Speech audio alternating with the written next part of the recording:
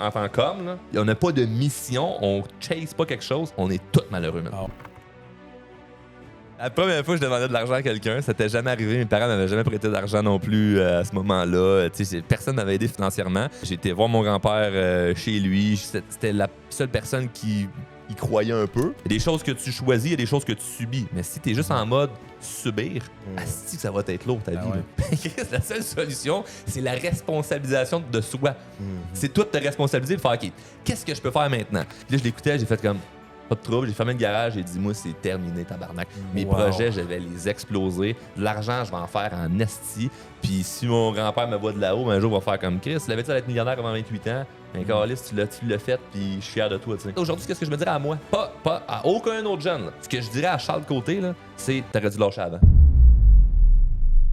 Salut les mecs! Bon matin. Aujourd'hui, on reçoit Charles Côté. Merci d'être là, mister. Merci d'avoir fait le chemin pour venir nous rencontrer aujourd'hui. Ça fait plaisir. J'apprécie ce que vous faites. C'est le fun. C'est un privilège de te recevoir parce que nous aussi, on apprécie ce que tu fais. Puis ça fait quand même un bout qu'on te suit. Avant même d'avoir démarré notre podcast, on te suivait déjà. Puis probablement en partie, grâce à ce que tu fais, qu'on a décidé de monter ce podcast-là parce que justement, ce que tu as amené sur les plateformes de balado, c'était différent du contenu qu'on trouvait déjà. Il y a beaucoup de gens qui te connaissent. Probablement que les gens qui nous écoutent te suivent aussi ou ils savent qui tu es.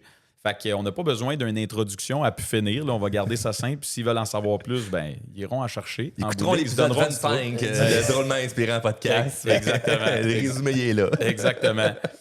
Pour te mettre dans le contexte rapidement, le podcast Solemn, c'est un podcast où on veut vraiment mettre l'emphase plus sur le parcours que sur la destination. Fait que, comme on disait tantôt, tu as eu une belle ascension, tu es rendu à un endroit en ce moment où est-ce que tu as beaucoup d'impact, tu as beaucoup d'influence, il y a beaucoup de gens qui te connaissent puis qui te suivent. Mais on va s'intéresser vraiment à savoir, c'est qui le petit Charles Côté qui a réussi à se rendre où est-ce que tu es en ce moment. Le petit, ouais, c'est ça. C'est vrai que je t'ai vu rentrer ici. De 6 pieds 6, là. Je l'ai pas qui est si grand que ça. Dans le divan, ça paraît pas. C'était la première fois que je me fais dire quand j'allais quelque part, je pensais pas que t'étais grande même. Exact, mais c'est surprenant. Mais pour commencer, avant d'aller vraiment dans le parcours, j'aurais une question pour toi, justement, avec l'ascension que tu as. Ça fait un petit bout que je te suis, comme je t'ai dit, j'écoute tes vidéos. Je te connais pas personnellement, c'est la première fois qu'on se rencontre en personne, mais je ressens beaucoup d'authenticité dans les vidéos que tu poses, dans les podcasts que tu as. Tu sais, ça sonne vrai, ça sonne authentique, ça sonne spontané. Je me méfie toujours, en fait, quand il y a des coachs de vie, fait que des gens qui se disent coach de vie, je suis tout le temps comme réticent à première vue. Puis, en fait, ma question, c'est en 2023, qu'est-ce que tu penses qui est le plus important pour qu'un coach de vie réussisse? Est-ce que c'est ce qui a l'air ou est-ce que c'est l'authenticité puis du contenu réel? Qu'est-ce qui fonctionne le mieux en 2023? Maintenant que les gens sont comme plus informés, tu sais. Aucun des deux, c'est le résultat de ses clients. Que tu sois charismatique ou pas, que tu sois vrai ou pas, c'est le résultat de tes clients. Évidemment, si tu es charismatique, tu attires plus l'attention. Parfait, ça c'est bon d'un point de vue marketing-wise, parce que si t'es plate devant la caméra, t'entertaines pas le monde. C'est moi, l'une des variables vraiment importantes dans ce succès-là de mon brand, ça a été le fait qu'en vidéo, drôle et inspirant. Quand c'est drôle, le monde a envie de te suivre. Quand c'est inspirant, ils ont envie d'en savoir encore plus. Fait que c'est quand même super important. Mais si j'étais juste charismatique en vidéo, puis quand j'ai un client, je change pas vraiment sa vie. Ça ferait longtemps que ça aurait terminé, ce projet-là là, de coaching. Là. Fait que c'est vraiment... tout ça est bon, mais le plus important, c'est à la fin, ton client, il est-tu satisfait? Parce que s'il n'est pas satisfait, comme n'importe quel business, tu vas finir par plus avoir de business. Absolument. Puis tu penses-tu que ton parcours, il est peut-être un petit peu plus... Mettons, le fait d'être autant authentique, tu protèges peut-être moins ton image parfaite comme beaucoup de gourous, de coachs vont venir faire. Est-ce que tu penses que ton cheminement est un petit peu plus long ou plus rapide? Ou... Ça dépend. C'est sûr que le fait d'être authentique te rapproche du monde. T'sais, comme quand je suis arrivé tantôt, est-ce que vous avez senti, avant qu'on parle de caméra, que il est différent de ce que je vois en vidéo? C'est comme ça, même non, c'est ça, exact, c'est la même c'est affaire. Ça qui était... T'es juste plus grand. C'est ça. Ça, c'est pas authentique parce que tu ne dis pas tout le temps que t'es vraiment trop grand. Mais, tu connectes plus facilement avec les gens. Dans la vraie vie, moi, j'ai pas de dispute. Dans la vraie vie, j'ai pas de conflit, j'ai pas de chicane, j'ai pas de malentendu avec des gens. Si je m'entends bien avec tout le monde, si ça donne que quelqu'un, ça clique moins, il n'y a pas de chicane, c'est juste qu'il y a une distance qui se crée. Fait et ça, c'est le fait que je sois vrai envers moi-même. Fait que quand tu es vrai envers toi-même, tu connectes plus facilement avec les autres personnes qui sont vraies envers eux-mêmes. Par contre, sur le web, ce qui arrive, c'est que parfois, tu peux juste t'exprimer de façon maladroite, puis là, si là, ça part avec de la haine ou quelque chose comme ça. Fait que c'est sûr que ça me peut-être ralenti dans certaines affaires où il y a du monde qui vont dire « Ah, ben je t'appréciais, mais là, t'as dit telle affaire, ça, j'aime moins ça. Mais en bout de ligne, moi, ce qui est important, c'est de me sentir honnête envers moi-même parce que si je vais mourir tout seul, puis la vérité que je marche à chaque jour, c'est ça qui est le plus important. Là. Ce que Nicole pense, là, comme Socrate, il disait, on s'en calisse. On s'en calisse. Exactement.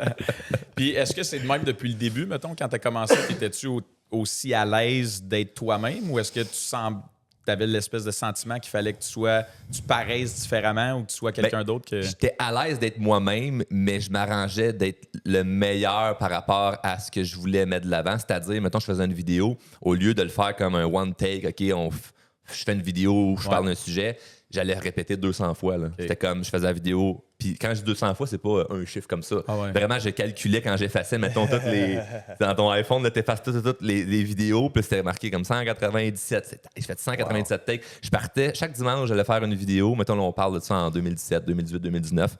Chaque dimanche, je partais faire une vidéo, puis des fois, je diffusais pas tout le temps parce qu'il y avait un angle que j'étais pas satisfait. Mais je partais le matin à 9 h, puis des fois, je revenais le soir à 4 h. Tu voyais dans ma vidéo, au début, le lever du soleil, et à la fin de la vidéo, quasiment le soleil s'est couché. Là. Il y a vraiment des vidéos que postais un là-dessus. Là. Puis, non, mais c'est un montage. Là, fait mettons, un 15 secondes que je chopais avec un autre 15 secondes que je chopais. Fait que tu voyais que j'étais à des endroits différents.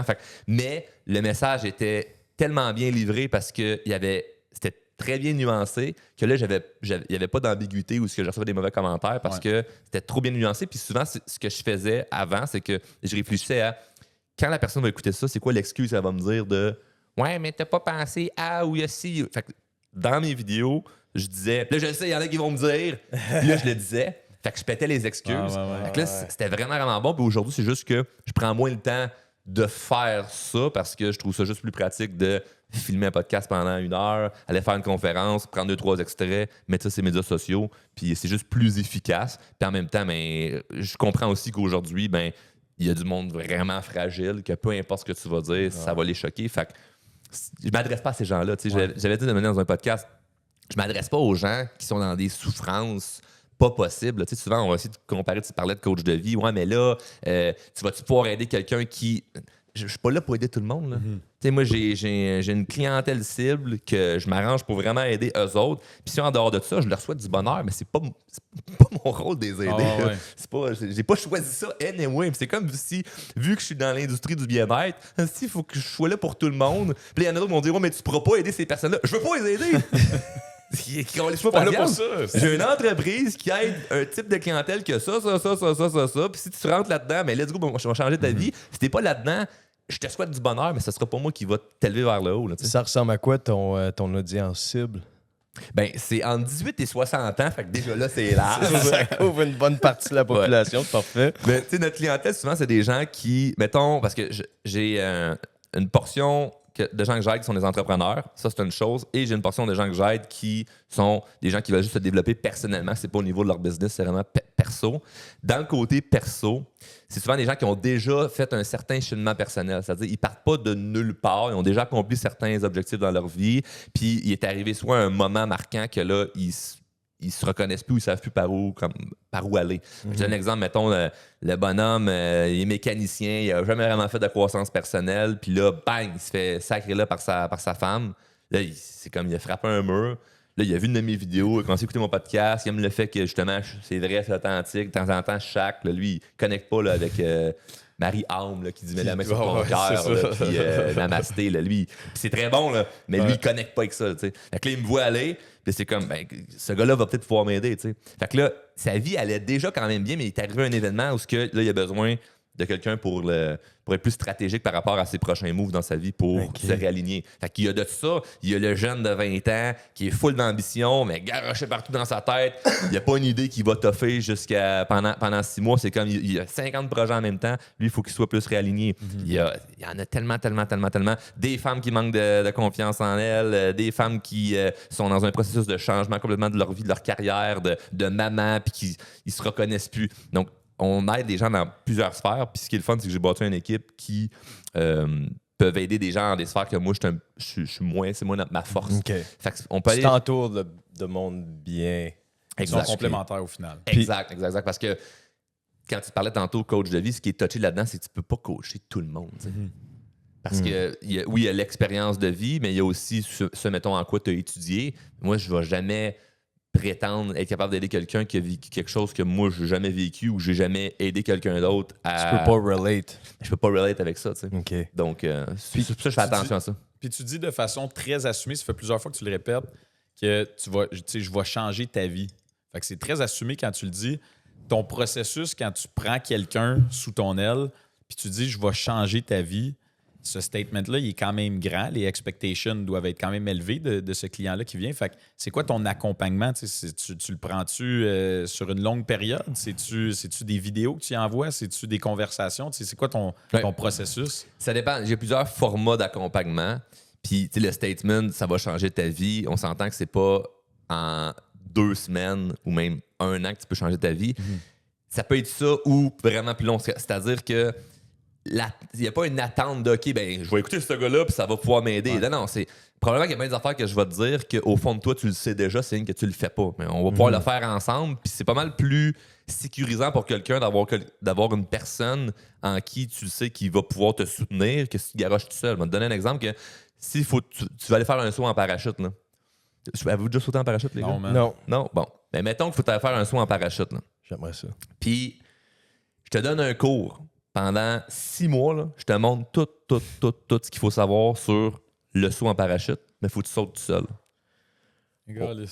Préfères-tu le faire pendant 6 mois, apprendre ça puis le faire tout seul, ou on le brief pendant 10 minutes puis il y a un expert qui saute avec toi? Ouais, 10 minutes, c'est sûr. Ben oui, ça fait du sens. Parce que ça m'a fait avec le coaching. Parce que t'as pas besoin de... On va pas jaser pendant 6 mois, après ça, tu s'en vas tout seul. On va être là, puis on va t'accompagner, puis on va le faire avec toi. Fait que le format, il y en a différents, puis ça serait long à expliquer. Mais il y a différents types de formats que j'offre pour pouvoir aider nos clients. Mais ce qu'on fait qui différencie de plusieurs, c'est qu'on sélectionne. Fait qu'il y a une entrevue là, avant qu'on te prenne comme client. Parce que si on pense pas avoir les compétences pour t'aider, on ne te prendra pas. Puis c'est pour ça qu'on a du succès avec nos clients, parce qu'on prend ceux qu'on sait qu'on va pouvoir aider. OK. Ouais. Ça change la donne. Fait que de un, la personne qu'on prend, il y a beaucoup plus de chances qu'on puisse l'aider parce qu'on le sait qu'on a les compétences pour. Puis de deux, ben, on limite aussi les dégâts de la personne qu'on n'aiderait pas puis qui laisserait encore pire, ou de la mauvaise presse.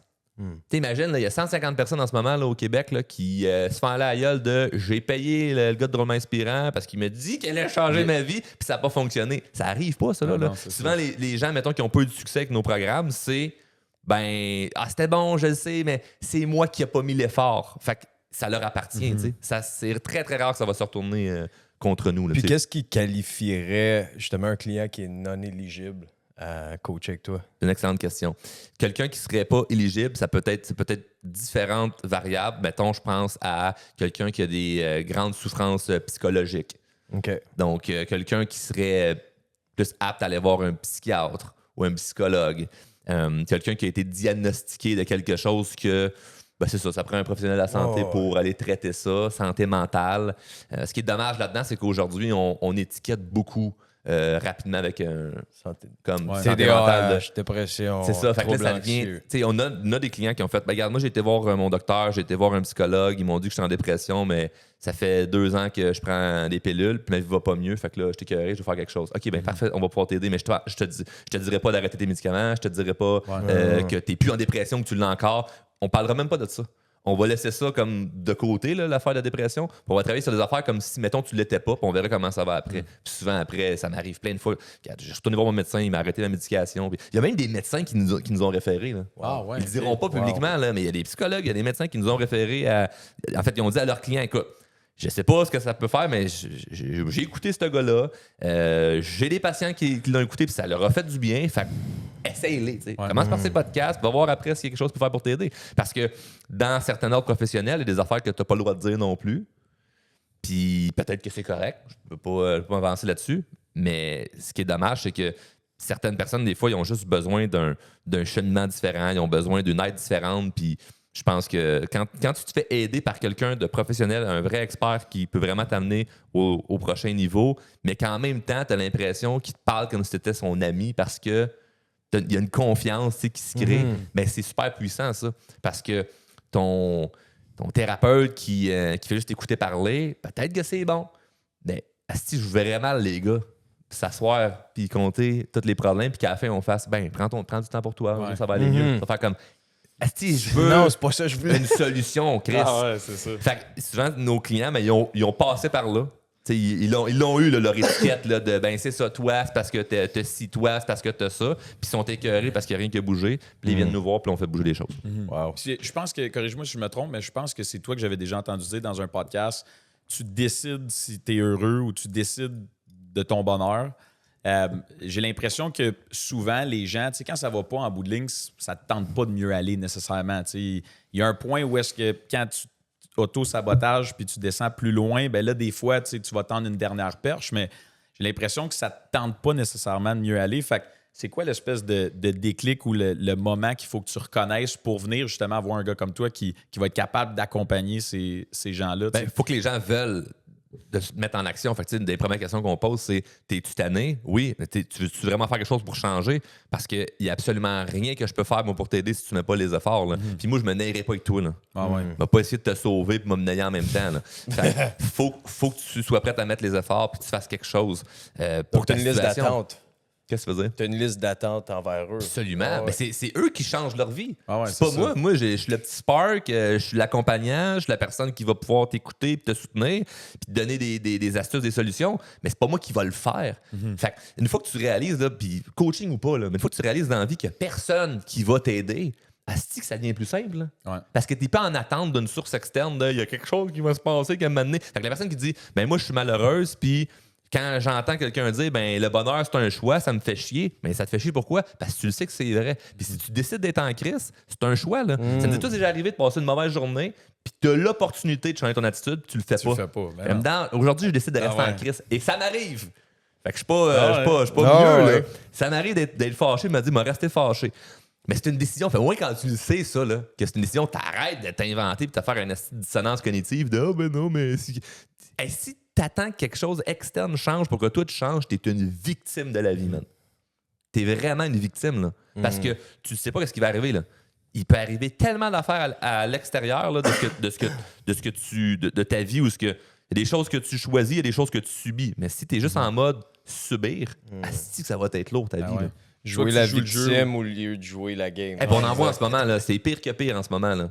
Pas être pessimiste, là, Non, mais c'est des vrai. victimes, il y en a en tabarnouche. Ah, ouais. C'est Je facile, il y a suis plein de parce que raisons. Il y a plein d'excuses, de bonnes excuses pour jouer la victime. Puis ton excuse est légitime, tu sais. Souvent, c'est ça qui arrive, c'est que l'excuse de la personne est légitime. Tu as le droit de te sentir comme ça pour X raisons, mais maintenant, qu'est-ce que tu fais pour changer ça? Ouais, mais là, c'est parce que le gouvernement devrait. Ouais, mais c'est parce que les gens devraient. Mettons que rien change, là. J'ai fait une vidéo là-dessus sur TikTok par rapport à un couple qui s'était fait interviewer là, par quelqu'un à la télévision, puis que les autres, ils vivaient dans un motel parce qu'ils ne trouvaient pas de logement.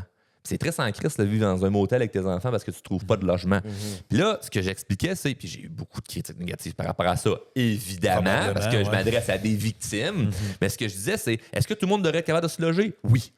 Est-ce que le gouvernement devrait aider les gens qui sont dans le besoin? Oui. C'est-tu ça le cas présentement? Pas vraiment. Fait que mettons là, que tout le monde est les méchants, là, puis toi, t'es vraiment la victime, qu'est-ce que tu calisses? Qu'est-ce que tu fais à partir de là? Je suis d'accord avec tous vous autres, là. On devrait là, aider tout le monde. Le monde devrait avoir des licornes partout, puis tout le monde va bien, puis on danse sur des arcs-en-ciel. Je suis d'accord. Mais qu'est-ce que tu fais si c'est pas ça, là, présentement, puis c'est juste injuste ce qui se passe sur la planète? La seule solution, c'est la responsabilisation de soi. C'est toi de te responsabiliser et faire OK, qu'est-ce que je peux faire maintenant? Est-ce que ça se peut-tu que je me fais refuser parce que mon crédit n'est pas bon? Qu'est-ce que je peux faire pour mon crédit? Ça se peut-tu que je me fais refuser parce que je suis tout croche dans ma vie? Puis je me suis souvent fait dire que, Chris, à chaque fois que tu quittes ton appartement, c'est dégueulasse, ça se faut tout repeinturer les murs, puis c'est le bordel. Je peux-tu mettre de l'ordre dans ma vie? Ça se peut-tu que je sois pas en forme? Ça se peut-tu que je prenne pas soin de moi? Ça se peut-tu que je sois désagréable avec les autres? Tu sais, si je suis le genre de personne là, que partout où je vais, je me chicane avec tout le monde, là, ça se peut-tu que le problème, ça soit toi? Parce que partout où tu vas, sais-tu qu'est-ce qui est là? Toi. Ouais, tout à fait. D'être responsabilisé, là, c'est assez simple. Là. Et c'est trop simple. Puis pourquoi je le crois? C'est une croyance. Pourquoi je pense que certaines personnes ne le font pas, c'est que c'est trop simple et attendent une grande solution miraculeuse. Puis ce que je remarque avec bien des clients, là, c'est que si tu leur donnes une réponse simple à un problème compliqué, ils veulent pas l'appliquer parce que si c'était simple que ça, ils se disent dans leur tête inconsciemment, je l'aurais fait bien avant. Ben ouais. Fait que c'est niaiseux, je l'avais pas fait. Fait que c'est trop aberrant de me dire que ma solution est simple quand mon problème est compliqué. Donc, je vais attendre une solution compliquée pour me justifier que c'était correct d'avoir perdu 5, 10, 15, 20 ans avant de prendre action. Wow. Mais c'est juste de mettre ton orgueil, ton ego de côté en disant peut-être que c'était simple, puis de faire cette simple chose-là, ça peut changer ta vie right fucking now. Fait que fais-la la chose simple que tu sais déjà que tu dois faire. Vas-y. Tu parles de responsabilisation. Tantôt, on parlait de démographique un peu, la démographique de tes clients. Quelle, selon toi, serait la plus difficile à coacher? Est-ce que c'est quelqu'un qui a déjà un background en entrepreneuriat ou c'est monsieur, madame, tout le monde qui a pas nécessairement de background, qui cherche plus une élévation spirituelle ou plus émotionnelle? Qui tu trouves qui est le plus facile à travailler avec? Les gens coachables tout court. Quelqu'un qui est prêt à se prêter au jeu puis qui va le faire, ce que tu suggères de faire. Parce que peu importe c'est quoi le problème, dès que c'est dans la ligne des choses que je suis capable de coacher, j'ai aucun problème avec quelqu'un qui m'arrive avec des excuses à plein d'affaires parce que tes excuses, je vais toutes les démolir. Ça fait des années que je fais ça, là, de détruire les excuses des gens puis amener des solutions. Fait que c'est comme, donc, toi, ça te dérange pas. Il n'y a pas quelqu'un qui dit, aucunement. OK, il y a déjà une business établie, il se fait 10 ans qu'il ça me fait change ça. absolument rien. Parce que j'ai autant des clients qui commencent, on va dire, dans la vie puis veulent se sortir de la misère que des gens qui ont un énorme succès, qui sont millionnaires, 10 fois plus riches que moi, puis il n'y a pas une espèce de syndrome d'imposteur de telle personne. C'est comme, si tu es venu vers moi, là, parce que je fais pas je fais pas de prospection. Là. Les gens viennent vers moi. Fait que si tu viens vers moi en partant, je le sais que j'ai déjà vulgarisé à quelque part le problème que tu as. Puis si je suis capable de mieux vulgariser ce que toi, tu penses être ton problème, que toi-même le dire comme concrètement, hey, je vis ça, tu m'as entendu bien le vulgariser, mais tu me crédites que j'ai sûrement la solution. Mais si tu me crédites que j'ai sûrement la solution, mais rendu là, c'est juste une question de confiance mutuelle de est-ce que j'ai confiance en toi, Charles, que ce que tu vas amener, ça va être bon? Oui, parfait, donc je vais me prêter au jeu. Puis si tu te prêtes au jeu, ben on risque d'avoir du fun ensemble. Là. Nice. Donc, j'ai pas eu de. Ce que j'ai trouvé difficile, mettons, il y a plusieurs années dans le coaching, c'est des gens justement pas coachables. Puis qu'après ça, ben, il essaie de trouver une excuse par rapport à toutes sortes d'affaires. Puis là, ça devient juste lourd. Puis ces clients-là, ben, aujourd'hui, j'ai la chance de ne plus les prendre. Tu sais. OK. Parce que si je vois que tu veux, tu es trop dans tes excuses, mais T'es spot d'avance. arrache tes affaires. Là, tu sais. Puis tu prends combien de clients? Ah, ben, on a un système qui fait en sorte qu'on est capable d'en prendre quand même beaucoup. L'année passée, on a eu à peu près 2000 clients. Mais là-dedans, c'est pas 2000 personnes que j'ai pris un à un. Parce que j'ai des programmes de formation que ben, j'apparais en groupe. Fait que je fais du coaching en groupe. Comme mettons, hier soir, j'étais avec des membres d'un club privé que j'ai de développement personnel. Puis ils sont une 60aine. Fait que là, hier, sur Zoom, il y avait une 40aine de clients qui étaient là.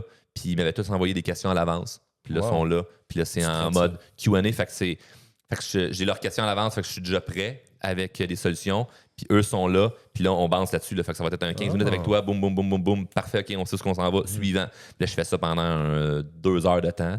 Ce qui est assez intense parce que tu passes de quelqu'un qui a une question entrepreneuriale à quelqu'un qui a une question personnelle. Tu dois être brûlé. Ouais, à la fin, c'est... Ça doit être raide émotionnellement là, pour toi de traiter tout ça, mais en même temps, c'est bénéfique pour tout le monde. C'est quelqu'un qui a une question entrepreneuriale qui ne pense pas nécessairement à poser une question familiale ou une question de comment créer plus de temps, ben, il va quand même réceptionner cette réponse-là. Exact. Ce qui est le pouvoir, justement, de faire des formations en groupe. Tantôt, tu as dit quelque chose, là, on a passé quand même rapidement, mais je veux revenir parce que c'était une solide pépite. Tu as dit, on a parlé de responsabilisation, qui est un élément extrêmement important. C'est un des premiers éléments qui a changé ma vie quand j'ai commencé à apprendre. C'est un responsable, un dirigeant d'agence, quand je faisais du courtage immobilier, qui m'avait dit ça.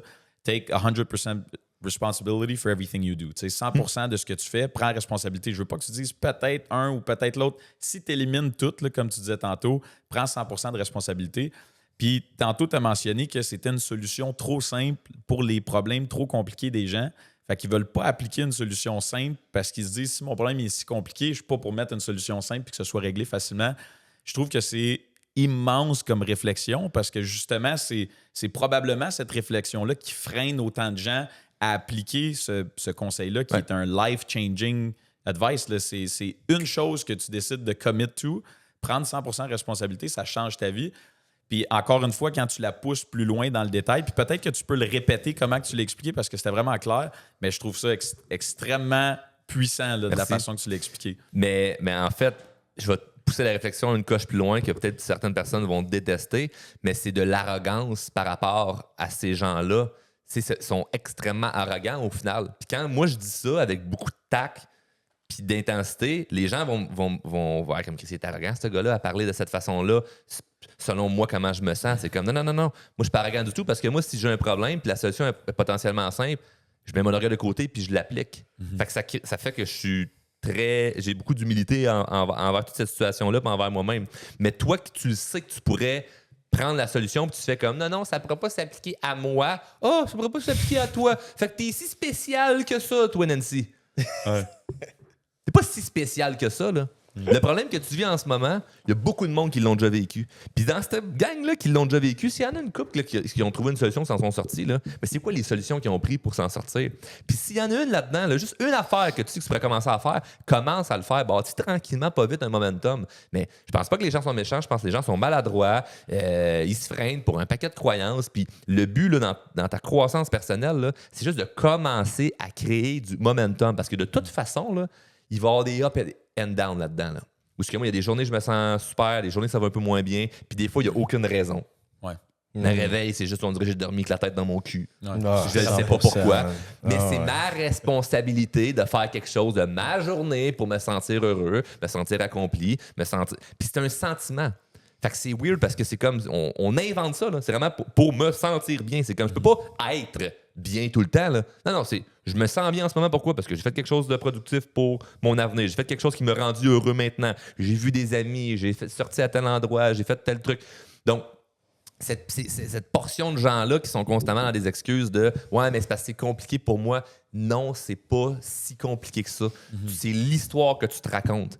Puis si tu changes ton histoire, tu changes ta vie. Là. Puis on part tous de des backgrounds différents. Puis j'ai rencontré un paquet de monde qui ont des passés qui sont extrêmement difficiles, qui ont réussi à changer leur vie pour le mieux parce qu'ils ont commencé en appliquant les choses potentiellement simples pour des causes compliquées. Puis qu'au final, ben, ils commencent à créer un momentum. Puis peut-être que c'est pas la première petite action que tu fais qui va changer ta vie. Mais ça crée au moins une espèce de momentum où tu te sens dans une accélération. Là. Fait que c'est ça le but. Puis c'est pour ça que une stratégie, mettons, on va dans le concret. Là. Une stratégie, moi, que j'aime faire dans ma vie de tous les jours, là, c'est bâtir le plus de petites victoires possible rapidement dans ma journée. Si je sens que je gagne, parce que c'est quoi dans le fond un gagnant? C'est quelqu'un qui gagne. Fait que si je veux me sentir comme un gagnant, il faut que je gagne. Ça, c'est simple. Là. Fait que tu sais, aussi niaiseux, là, les gars, là, que de se dire, OK, ben je me lève le matin, là, puis c'est pas quelque chose que je fais, là, parce que moi, quand je me lève le matin, je change des couches. Mais ça, c'est moins winner. Hein. Mais mettons, tu te lèves, tu fais OK, je me clenche le plus de push-up possible à matin. Là. Comme chaque jour, quand je me lève, j'essaie de faire le plus de push-up possible. C'est très masculin, OK, on va se le dire. Là. Mais toi, envers toi-même, de faire comme hier, j'en ai fait 20, et là, aujourd'hui, je vais en faire 21. Juste ça, t'es un gagnant.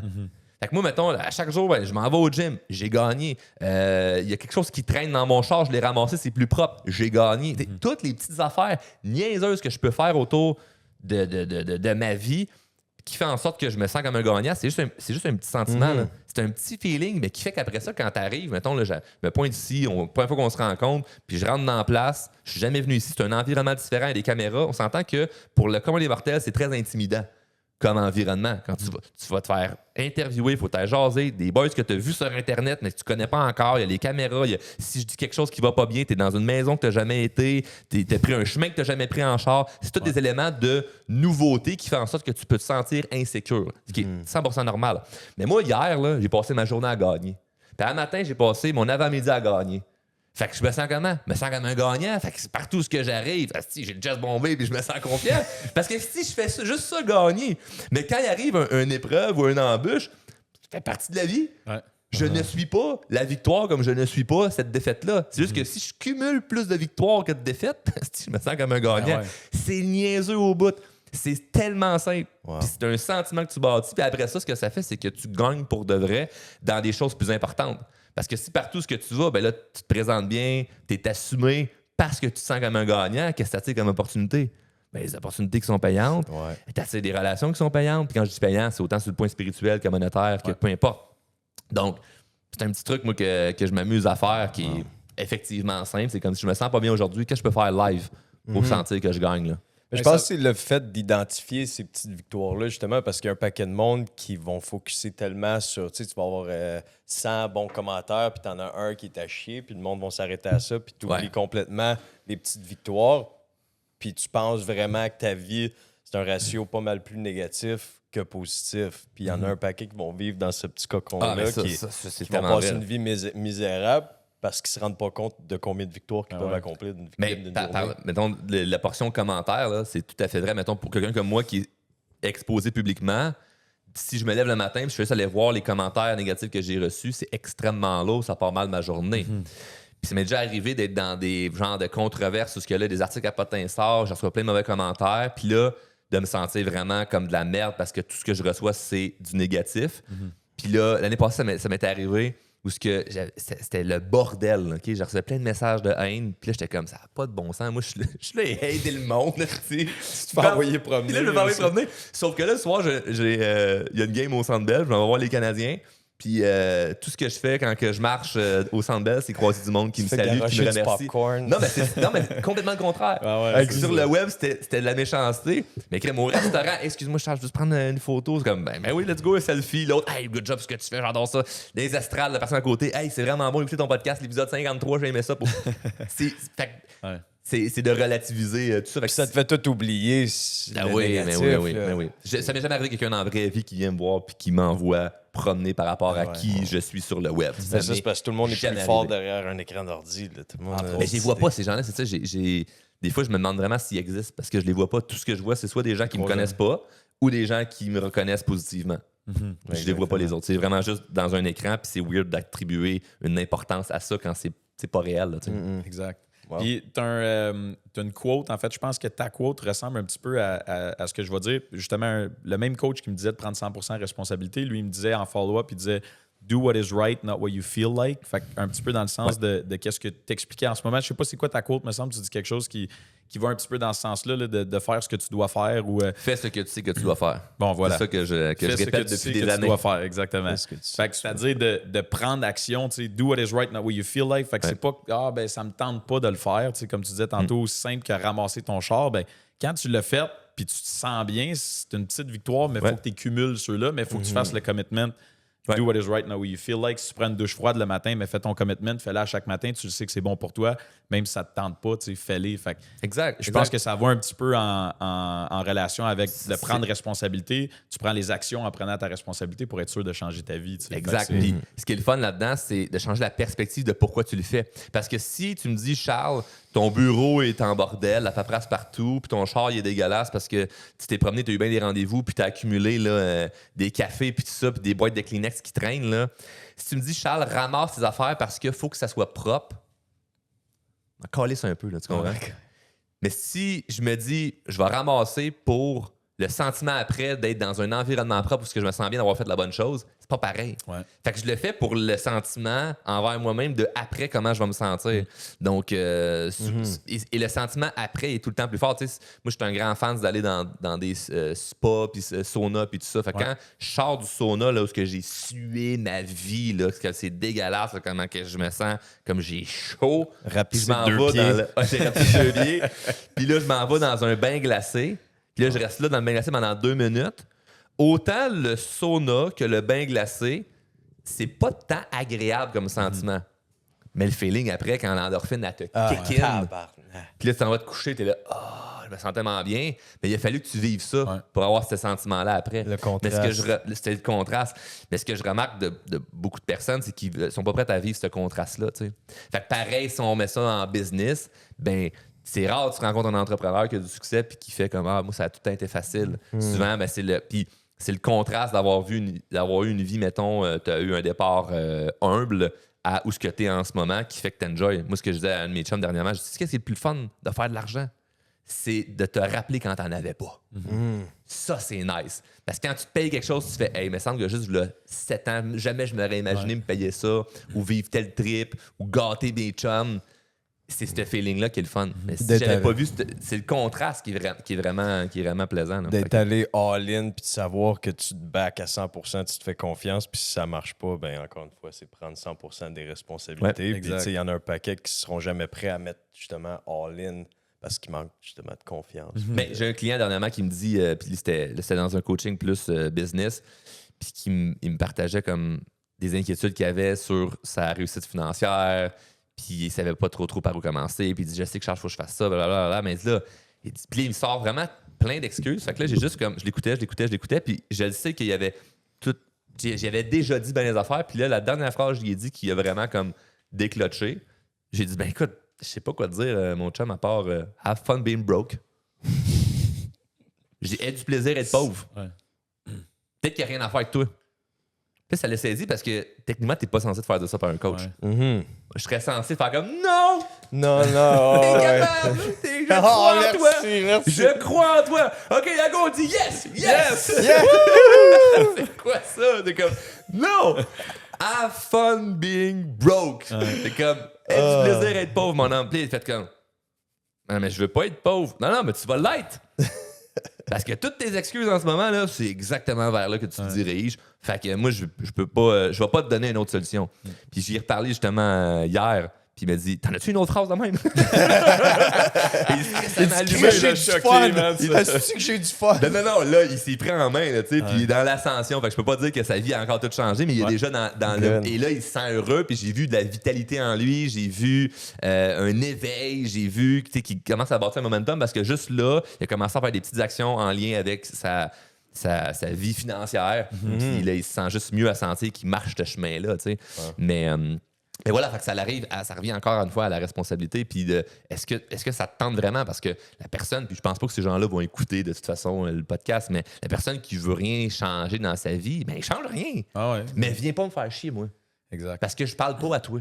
Je m'adresse à ceux qui veulent changer quelque chose, puis il lui manque peut-être certains outils. Le reste, Carly, c'est moi patience. Je Faites parle ce à que vous vous autres que voulez. je Ben parle. Tu comprends? C'est comme si j'ai une boucherie, puis si les vegans viennent dans la boucherie, puis ils font Carly, j'aime pas ça, moi, la viande. C'est pas ta place! T'as pas d'affaires ici. T'as pas d'affaires ici! Va-t'en, asti! T'en vas un terrain de camping. Moi, là, les roulottes, là, pas capable! J'aime mieux faire du bateau. Va-t'en d'une marina. Ah ouais. Asti, c'est quoi le rapport? Fait que moi, viens pas me faire chier de ouais, mais moi, là, les coachs, je m'adresse pas à toi. Ouais. Je m'adresse au monde qui ont envie de changer leur vie. Si t'as pas envie, je t'aime pareil. Calez-moi patience. Ouais.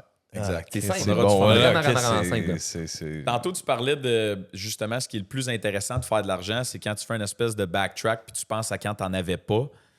Si on revient en arrière justement pour faire un petit retour sur ton ascension vers où est-ce que tu es en ce moment, avant le tournage, tu parlais que ton rêve ou ton objectif, c'était d'être humoriste.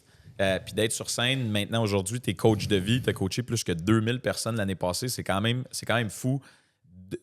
De où que ça vient, ça? C'est de où que ça vient, cette fougue-là? Tu sais, juste le fait de vouloir être humoriste, ça veut dire que tu veux être devant les gens, tu veux t'exprimer.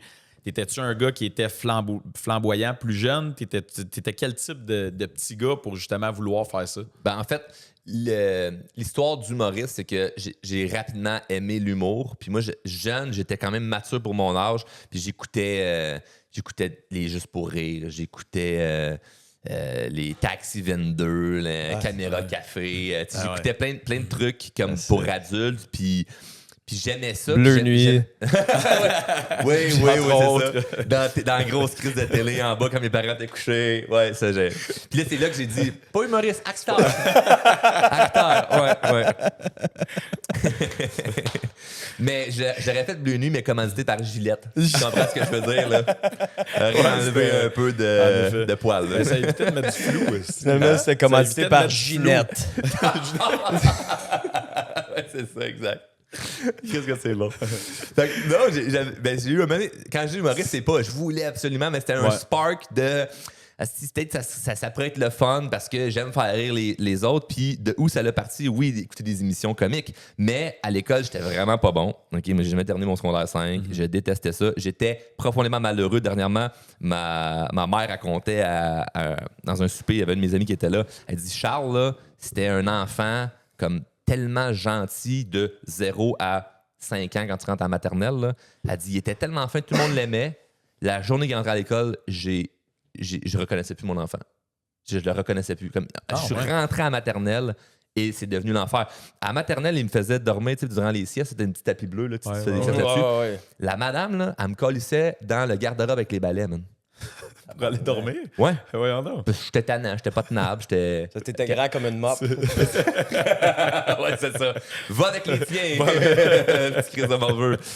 Fait que, tu sais, ça a commencé rough. Là, primaire 1, je comprenais rien à récréation. Fait que la prof me garde. Non, ce l'heure du midi, il fallait qu'elle me garde pour faire des devoirs. Avant d'aller au secondaire, mes parents m'avaient fait étudier tout l'été, pas aller à une école privée. J'ai fait l'examen, je l'ai poché. Après ça, j'ai fait secondaire 1, redoublé 1, 2, 3, j'ai redoublé 3. Puis j'ai fini avec des modulaires. Puis le monde pense que quand tu dis j'ai lâché l'école, c'est comme si tu étais parti en secondaire 2, tu as fait la marge pour ma business, puis là, j'ai gagné du temps. Non, moi, j'étais là 6 ans. J'étais là plus longtemps que tout le monde. Wow. Mais je suis ressorti pas de diplôme parce que j'étais vraiment pas bon, je détestais ça. Et bref, durant ce petit parcours-là, mettons à l'âge primaire, où vu que je suis pas bon, je dérange dans la classe parce que j'ai envie d'avoir du fun, ben là, de faire rire mes amis, ça fait partie un peu de mon personnage que je me bâtis, tu sais. Fait que c'était là que j'avais du fun, c'est quand je faisais rire le monde. Fait que ça part de là, mais j'avais pas confiance en moi. Je manquais vraiment de confiance en moi, puis c'est vers l'âge de 16 ans que là, j'ai découvert la croissance personnelle, puis ça a vraiment changé ma vie. Tu as dit plusieurs fois, là, en parlant de ton parcours au secondaire, j'étais pas bon. Qu'est-ce que Coach Charles répondrait à ça? Tu penses-tu qu'aujourd'hui, avec du recul, c'est parce que tu avais un manque d'intérêt, un manque d'attention, tu t'appliquais pas assez? Ou tu étais vraiment pas bon? Est-ce que ça fait partie de ton dialogue? Qu'est-ce que Coach Charles? Tout ça ensemble, en fait, c'est ce que je vais te répondre à ce que c'est, puis aujourd'hui, ce que, mettons, je m'aurais dit à cette époque-là. Aujourd'hui, ce que je réalise de ça, c'est que, oui, je manquais clairement de l'intérêt. Je suis quelqu'un de perspicace dans la vie, OK? Ou ce que j'essaie juste d'aller comprendre une coche plus loin. Et ce qui me buguait avec l'école, c'est d'allumer rapidement que le 3/4 de ce que tu me montres me servira pas. Attendons les tomates, là, les gars. On va se faire garocher les tomates. Là, mais c'est comme... Qu'est-ce que vous avez fait à l'école qui vous sert vraiment encore aujourd'hui? Il y a une partie que oui, je suis d'accord, mais il y a tellement d'affaires que je comprenais que ça me servait à rien. Puis là, de dire, va amener en classe, à quoi ça me sert ça? Puis c'est comme, faut que tu le saches parce qu'il faut que tu le saches. Et ça fait no fucking sense pour moi. Je comprends pas pourquoi tu me fais chier avec ça. Le cadre de reste à ta place, ferme ta gueule, lève la main, tout le monde en rang. Tu sais, quand tu regardes l'armée, la prison, l'école, ça part tout de la même affaire. Hein? C'est la même personne en haut qui a décidé c'était quoi ça. Là. Ah ouais. Fait qu'ils ont pas mal tous le même cadre. Fait que moi, dans l'école, je me sentais comme en prison. Okay. Je me sentais pas heureux. Aujourd'hui, par exemple, puis je vais te dire ce que je dis à des élèves qui m'écrivent ou quand, mettons, j'ai fait des conférences dans des écoles, puis un jeune qui lève la main, puis il dit ben moi, Charles, j'ai l'école comme toi, tu haïssais ça, tu l'as lâché, ça veut-tu dire que moi aussi, je peux lâcher? Puis là, tu as 200 jeunes dans la salle, tous les enseignants, directeurs, directrices d'école. Moi, je suis sur scène, je suis quelqu'un qui a lâché l'école. Puis il me demande, peux-tu lâcher l'école moi aussi? Entends-tu que la pression est là, hein? Il a déjà son sac à dos. Si le dos il est en poche, peux-tu lâcher moi aussi? Peux-tu partir Du aujourd'hui? fond de la salle. J'ai hâte d'entendre la réponse. Et c'est jamais arrivé dans une conférence que finalement, un jeune, je lui ai dit oui, lâcher l'école, parce que je réponds pas avec une réponse politiquement correcte de comme non, mais vois-tu, il faut que. Non, oublie ça, je pose des questions. Je pose des questions aux jeunes. Et jamais j'ai eu un jeune qui m'a vraiment fait comprendre ou voir que oui, c'était bon que tu arrêtes. Parce que souvent, c'est flou ce qu'ils veulent puis ils savent pas où ils vont s'en aller. Okay. Et s'ils ont une idée à peu près claire, je leur fais miroiter que c'est pas ce qu'ils veulent plus tard. Exemple, mettons le jeune, il me dit « Ah, mais moi, je veux lâcher l'école, j'ai ça, ok, parfait, tu vas faire quoi? » Ben, c'est pas là, je m'en fous. Je veux gamer professionnel. Reste puis continue parce que c'est comme tant qu'à aller rien faire dans la vie, va apprendre quelque chose, tu sais. Après ça, c'est « Ah, mais moi, je vais arrêter ça, je vais aller travailler à la shop. » OK, tu vas travailler à la shop. Puis tu vas gagner combien à la shop, le fun? Hey, 30$ à l'heure, mes amis, ils gagnent 12 au Tim Hortons. Moi, je vais faire plus d'argent que les autres. OK, parfait. Puis là, je t'explique l'histoire qui va t'arriver d'ici 10 ans, comment tu vas te sentir à la même shop, puis que ça te encore à plus. 30$ de l'heure. Exact. Puis que, rendu, c'est même pas une question de salaire, c'est une question de t'aimes-tu vraiment ça? Confort. Non, mais c'est payant. OK, un peu là, on parle même plus d'école. Ouais. On parle de j'aime pas ce que je fais, mais c'est payant. Hey, c'est une autre discussion complètement, là. Fait que finalement, ça finissait tout le temps que la personne se disait ouais, mais je suis aussi bien mieux de rester puis de continuer. Puis j'ai plus de monde qui. En fait, j'ai personne qui m'a écrit Charles, j'ai lâché l'école à cause de ce que tu as dit. Ouais. Mais le nombre de gens qui m'ont dit je suis retourné aux adultes à cause que j'écoute tes podcasts, mais t'en as une pelletée, là. Ou du monde qui m'ont dit je suis resté à l'école parce que ça m'inspire ce que tu as dit puis je vais aller faire quelque chose qui fait du sens. Moi, c'est qu'il n'y avait rien qui faisait du sens pour moi. Il n'y avait rien que j'avais envie de faire qui demandait un cheminement scolaire. Absolument rien. Puis je me souviens, la dernière année, quand j'étais dans les classes modulaires, ben là, ils nous avaient fait... ils nous mettaient dans un espèce de cours que c'était pour apprendre les métiers style DEP. En gros, ça ressemblait à ça. L'enseignant arrivait avec ses cartables et il disait bon, fait que là, les filles, ben, on va vous montrer comment vous pouvez peut-être faire un DEP pour être coiffeuse. C'est super littéralement. sexiste, tu sais. Les gars, mécaniciens, construction.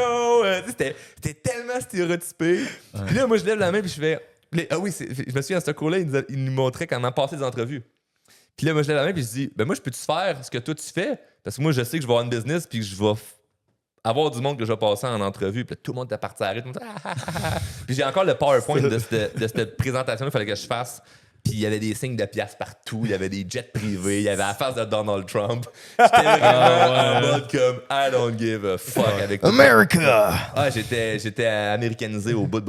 Mais aujourd'hui, je suis plus là-dedans. Mais ça m'a quand même aidé à avoir un sens de ce que j'ai envie. Fait que quand j'ai lâché, là, moi, je travaillais sur une ferme. Je savais où je m'en allais. J'avais déjà parti de ma compagnie de machines distributrices. J'avais déjà des projets. J'avais déjà commencé à faire... il y a tellement d'affaires que j'essayais. Fait que je me pognais pas le cul chez nous. Là. Puis ça roulait mes affaires. Puis pas ça roulait, genre, on faisait du cash. Là. On faisait pas, là. Mais ça roulait dans le sens, j'arrêtais pas puis j'étais acharné. Fait que n'importe qui m'a vu après l'école, du genre comme, OK, ils viennent de lâcher là, pouvait dire que ce gars-là va réussir à faire quelque chose. Tu continuais de progresser là, malgré le fait que et j'apprenais plus. J'allais voir des conférences, j'achetais des livres, j'achetais des formations, j'investissais en moi. Fait que j'apprenais plus en dehors de l'école qu'à l'école. Fait que voilà. Mais aujourd'hui, ce que je me dirais, c'est que t'as fait le bon move. En fait, aujourd'hui, qu'est-ce que je me dirais à moi? Pas à aucun autre jeune. Là. Ce que je dirais à Charles Côté, là, c'est t'aurais dû lâcher avant. C'est ça que je dirais à Charles Côté. C'est t'aurais dû coller ton camp en 2e, 3e année de secondaire, puis gagner 2-3 ans d'avance, parce que tu te fais moins chier, t'es moins malheureux. Parce que, tu sais, qu'est-ce que je faisais à l'école, là, je faisais rien, je dérangeais, j'étais tout le temps dans la classe expulsée. Fait que là, ça rajoute encore plus un sentiment de « je déteste le système ». Parce que là, t'es dans une cage, puis carrément, t'es dans une classe, ils appellent ça l'escale, là, parce que t'es dans un cubicule, puis t'as pas des récréations en même temps que les autres. Là, les mondes qui sont là, c'est qui? Des délinquants. Ouais. Fait que tu chilles avec qui? Des délinquants. Le soir après l'école, c'est qui tes amis? Des délinquants. Tu vas faire quoi? Dans le sous-sol, fumer du pot, faire des conneries. Fait que, tu sais, ça aurait été facile pour moi de vraiment drifter et devenir un criminel. Là, parce que c'était ça que l'environnement dans lequel j'étais. Fait qu'il y a une crise de chance que j'ai arrêté l'école, puis que je suis parti, puis j'ai tombé dans la croissance personnelle.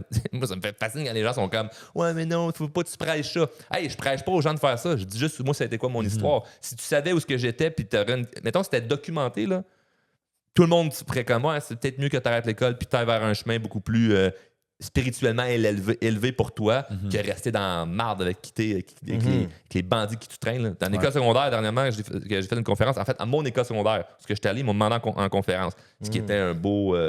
Fuck you. Ouais. Ouais. Parce que comme vous m'avez montré à la porte, puis finalement, j'ai reviens faire une conférence. Je reviens. T'as-tu ressorti le PowerPoint?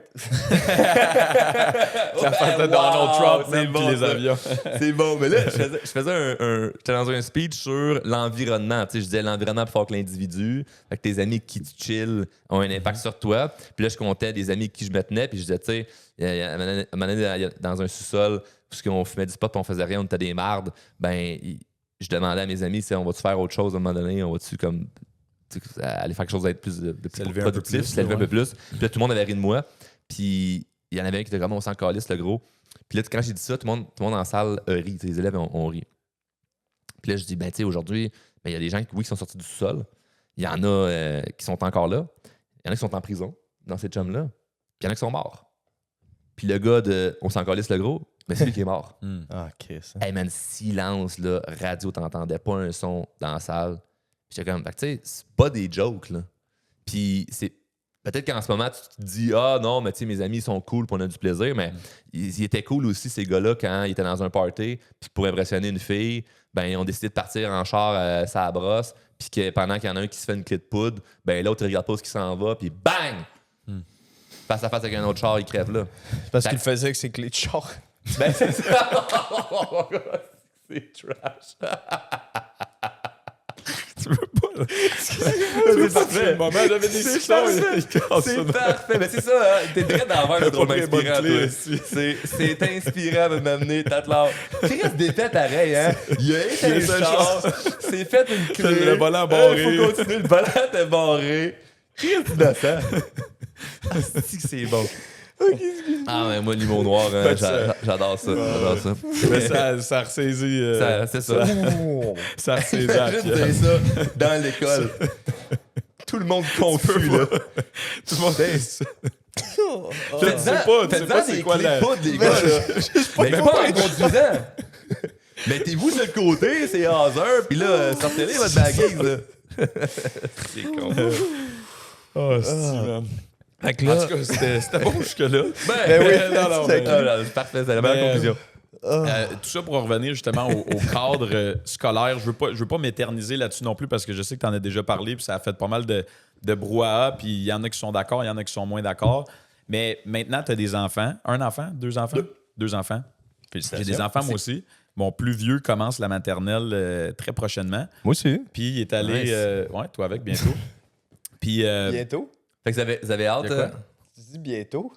ta fille, elle commence la maternelle Ah, bientôt. ouais, j'ai compris. Toi aussi, t'as des enfants bientôt. Ah, OK. Non. Enceinte. Puis là, j'imagine que vous les envoyez dans l'école où est-ce que c'est des drag queens qui vont. Ouais, enseigner, exactement, qui vont exactement. lire, exactement. Mais il restait plus de place. Mais bref, on les envoie dans une école normale, la petite école du quartier. Mais mon plus vieux qui commence la maternelle, justement, on l'avait inscrit dans une espèce de préscolaire qui est Montessori, qui a un système éducationnel. Puis, Je connais. il prône beaucoup l'autonomie. Puis, en tout cas, fait que ça a super bien été. Mais on a eu des phases qui étaient plus difficiles parce qu'on revenait à l'école puis c'était tout le temps comme c'est ma blonde qui allait te chercher plus souvent puis ça va vraiment être une journée difficile, ça va vraiment être une journée difficile. Puis là, à un moment donné, je me demande, je suis comme Chris, c'est quoi une journée difficile? Esti? Comment que ça peut être tout le temps des journées difficiles? Tu sais, je comprends qu'il est agité, il y a beaucoup d'énergie, il aime ça déconner. Un peu comme moi, quand j'étais à l'école, j'ai jamais eu de problème académique, mais je me suis fait renvoyer, j'ai été suspendu, j'ai eu des difficultés. Fait que je me dis, tu sais, je veux pas qu'il revive ce que moi j'ai vécu parce que c'était difficile, tu sais, quand j'étais à l'école, justement. Fait que là, j'ai décidé d'aller les rencontrer puis pour finalement me rendre compte que, justement, à Montessori, ils ont un cercle le matin. Fait que tous les enfants sont en cercle, ils expliquent les activités de la journée. Puis il faut tous qu'ils restent assis en indien pendant 1 heure, pendant 60 minutes. Tu as des enfants entre 3 ans puis Ça le 5 fera pas. ans qui sont Ça assis le en fera pas. indien dans un cercle. Puis là, elle me dit ça. Puis encore une fois, pour rien enlever, mais elle me dit ça très sérieusement. Ça a été très difficile. Puis là, je lui demande, qu'est-ce qui était difficile? Ben, dans le cercle, il dérangeait les amis, il donnait un coup de coude même. Fait que je suis comme, OK, Chris, il a donné un coup de coude. genre. À la Hulk Hogan, là. C'est ça. Comme tu je sais, lui il ai a- enseigné. exact. OK, fait qu'il l'a réussi, là, tu sais. Non, mais tu sais, comme... Puis là, elle me fait comme un petit coup de coude, tu sais. Fait que, non, mais tu sais, comme ça. Mais eux, c'était vraiment une mauvaise journée. Mais finalement, je me suis rendu compte que c'était le matin, dans le cercle, qu'il y a eu de la difficulté à rester assis en indien pendant 60 minutes. Écoute, je pourrais même pas m'imaginer rester 10 minutes assis Mais là. non, là. mais non. Tu sais, laisse-moi me lever, explique-moi, je vais t'écouter, je vais essayer de participer le plus possible, mais tu sais, tu peux pas m'imposer de rester m'animes, là. assis. Ouais. Fait que toi qui as des enfants maintenant, que tu sais que tes enfants s'en vont dans ce système-là, comment que tu vas dealer avec pour qu'ils prennent plaisir parce qu'ils vont être là pendant quand même un moment, là, tu sais. Fait que comment que tu anticipes ça, toi? Je trouve ça tough, honnêtement. Je trouve ça tough parce que c'est pas contre les enseignants. C'est le système que je trouve qui est complètement pourri. Surtout si tu regardes d'un point de vue public. Fait que moi, je magasine au privé. Qu'est-ce qui va avoir le mieux? Puis en ce moment, je croise les doigts qu'on s'en aille vers quelque chose qui va être bien parce que juste, je fais de la joke des drag queens, mais tu sais, tout qu'est-ce qu'on est en train... Puis moi, j'ai des gars, puis je trouve qu'on est en train de féminiser tous les gars au coton. Fait que moi, les descentes de coups de coude, je vais lui montrer comment faire des ronds. T'es pas une clé de bras. Moi, commencer c'est des avec vrais, ça, tu sais, là. c'est des Ah vrais gars là, ok? Ah ouais. que j'ai, c'est des vrais gars. Et, Moi, mon gars, il regarde pas le sexe, il frappe tout le monde. c'est ça, exact. Non, mais c'est ça. Fait que je suis là-dedans aussi en ce moment. Puis ce que je souhaite au final, c'est qu'ils apprennent quelque chose. Ouais. C'est aussi niaiseux que ça, sans se faire chier. Parce que moi, je me suis juste fait chier, puis j'ai pas appris grand-chose dans le système.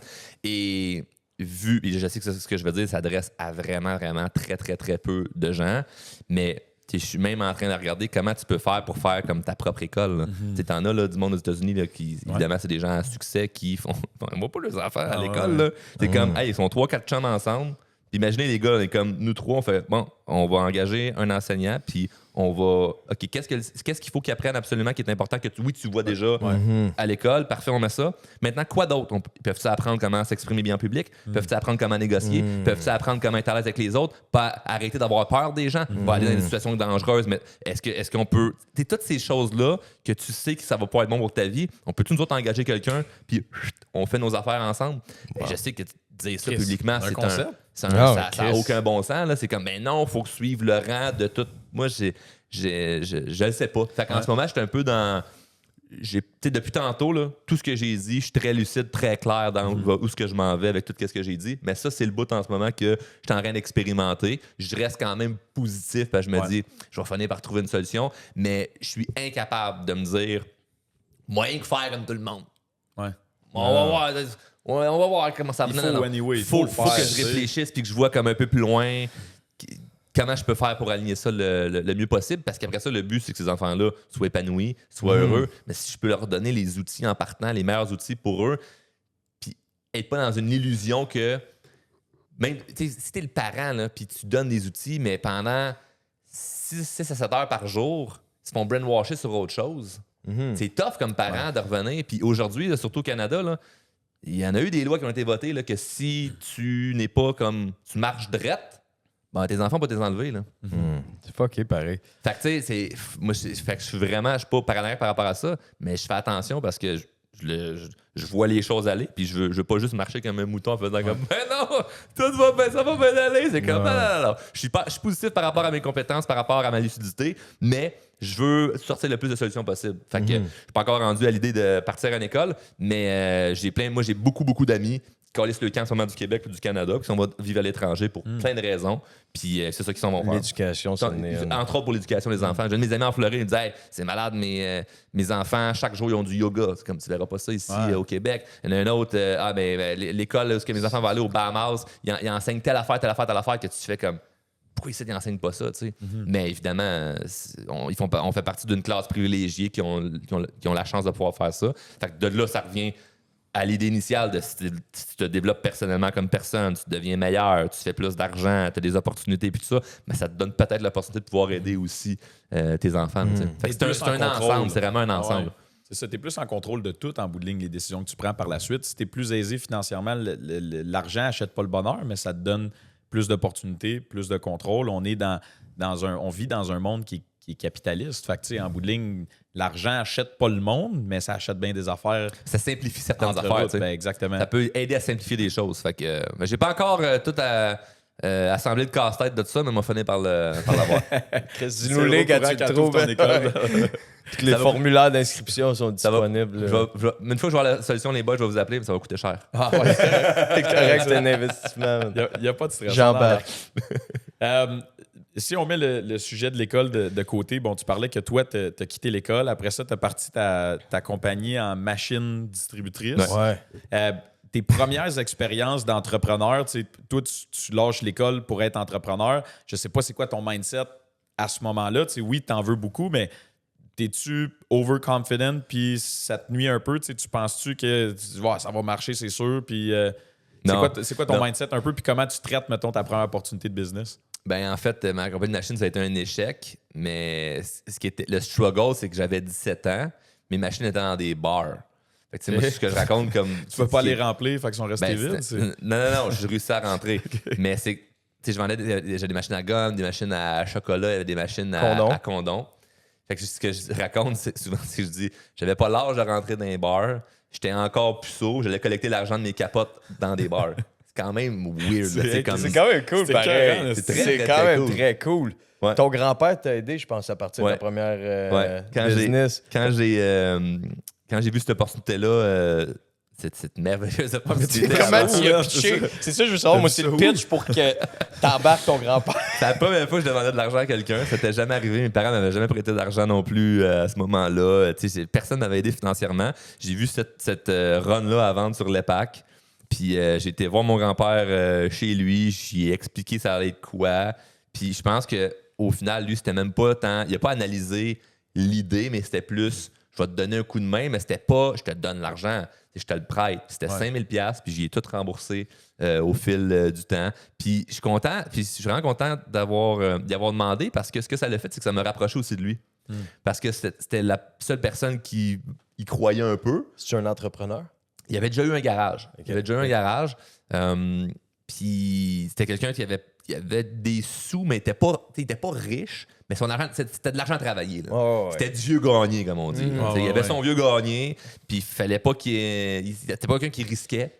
Lui, il me disait tout le temps, les taux d'intérêt, ça paye pas, crisse les banques, faites 1,5% ce mois-ci, c'est de la merde. Puis, je me souviens de ces discours-là. Fait que c'était quand même un bon commitment de me donner 5000. Ouais. Mais ce qui est le fun, c'est que j'allais tout le temps à chaque mois le voir pour le rembourser. Fait que là, en même temps, mais je parle de mes projets, mes idées. Puis la seule chose que je trouve dommage, c'est qu'il soit décédé avant que vraiment mes affaires marchent. Avant que tu le rembourses complètement. C'est ça. Ouais. C'est dommage, hein? C'est dommage. J'aimerais ça qu'il parte bien avant que j'avais fini de la rembourser. Je n'avais plus skinner un 3000, là. Je l'aime. Regarde. Le Pépère, il est bien fin, là. Mais 3000, c'est 3000. On va dire les vraies affaires. 3000, c'est 3000. 3000, c'est 3000, là, tu sais. Fait que quoi, il est décédé avant que ça pogne vraiment tes affaires. Je l'ai tout remboursé avant qu'il décède. Fait que l'argent est allé à l'héritage, dans le fond. Fait que mon oncle, ma tante ont bénéficié de mon argent, mais j'avais plus de crise de ça. Fait que c'est ça. Ça a fait bien de la chicane. Non. Puis non, quand il est décédé, je travaillais dans le domaine automobile. Je vais toujours me souvenir comment c'est arrivé. J'étais directeur des ventes dans un concessionnaire. Lui, il était à l'hôpital. On savait qu'il restait quelques temps. Le téléphone sonne. C'est l'appel que tu t'attends, mais que ça te tente pas. Tu sais, là, tu te fais annoncer, bon, il est décédé. Fait que là, moi, tout de suite, je crisse mon camp du dealer puis je m'en vais à l'hôpital. Puis l'hôpital était à Terrebonne.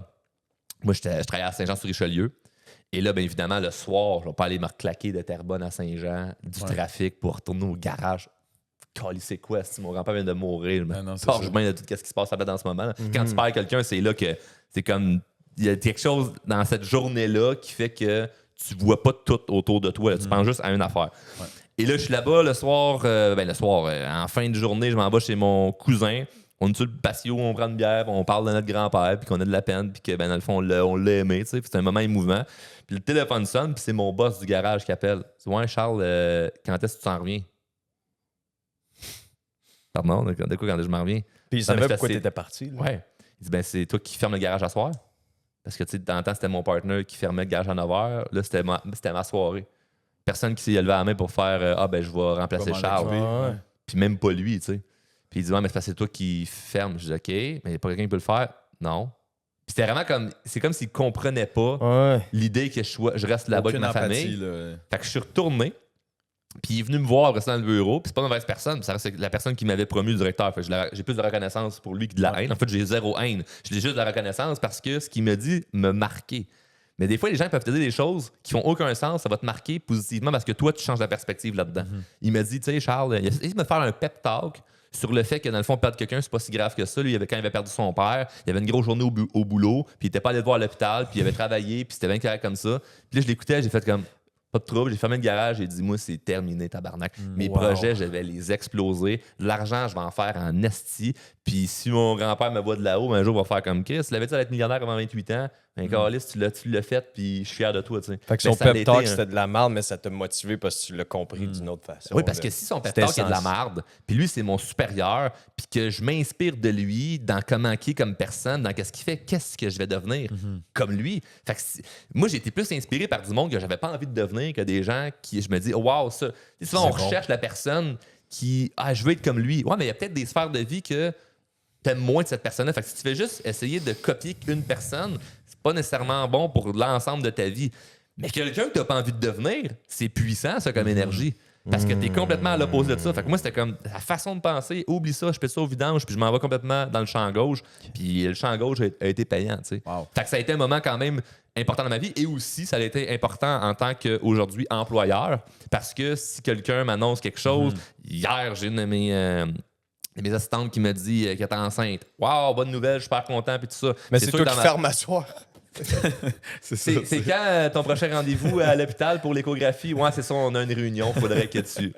Fait qu'aujourd'hui, je suis plus indulgent, comme patron parce grâce que je à l'ai ça. vécu, cette espèce de vibe-là complètement atroce de te faire sentir comme de la merde d'avoir été avec ta famille, que quelqu'un est mort. Ben oui. Mais c'est quand même Voyons poétique. Même décédé, ton grand-père t'a aidé dans ton parcours entrepreneurial. Tu sais, après, si tu n'avais pas été à ses funérailles, si tu n'avais pas été dans cette situation-là, que tu parlais avec tes chums puis que ton boss t'a appelé ce soir-là, tu sais, toute cette séquence d'événements-là serait probablement pas arrivée. Exact. C'est quand même assez poétique. Ben ça rajoute quand même de quoi de fun à l'histoire. Puis ça, tout le monde peut créer ce genre d'histoire-là si tu, comme au départ, c'est juste faire ce que tu sais que tu dois faire.